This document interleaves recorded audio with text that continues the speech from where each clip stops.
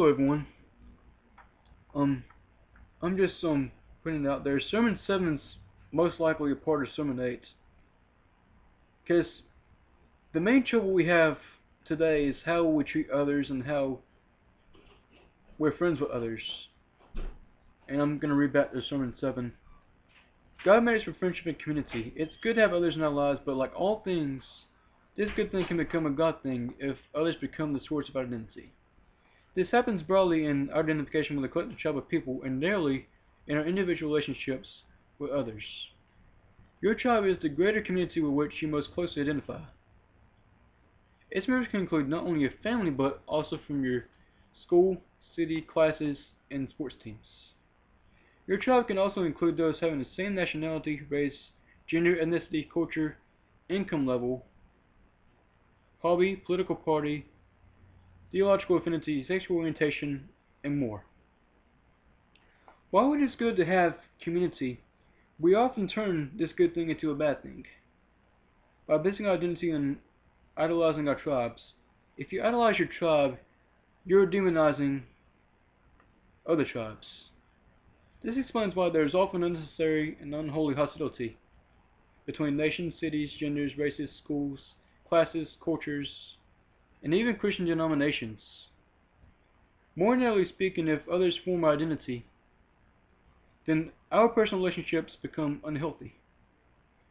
This propensity to find our identity in others is commonly referred to as giving to peer pressure, people-pleasing, codependency, and having a fear of man. Practically, this explains why we'll often change our appearance and behavior depending on whom we're with and whom we seek to impress.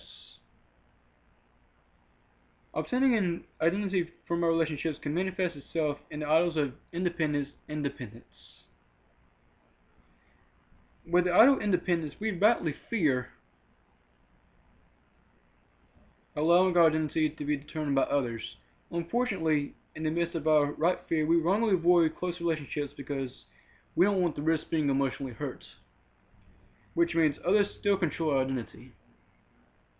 Conversely, those of us who serve the idol of dependence simply cannot be alone.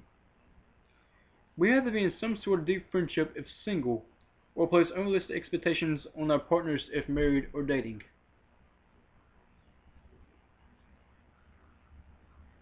We cannot bear the thought of being alone.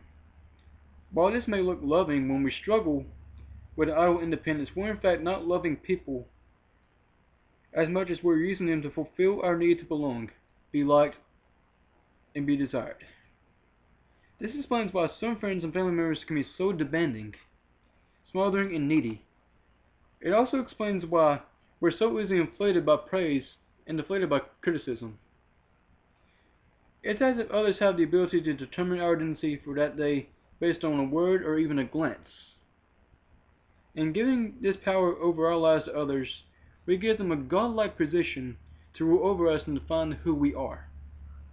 And in the age of technology, when folks can wield this power publicly for others to witness online, a low-level, constant anxiety slowly robs us of peace and joy.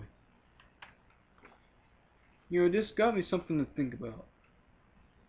And throughout this week, I want you to think about that and how we treat others and how we're friends with others. And remember, 3 nails, 1 cross, forgiven. Remember that. Thank you.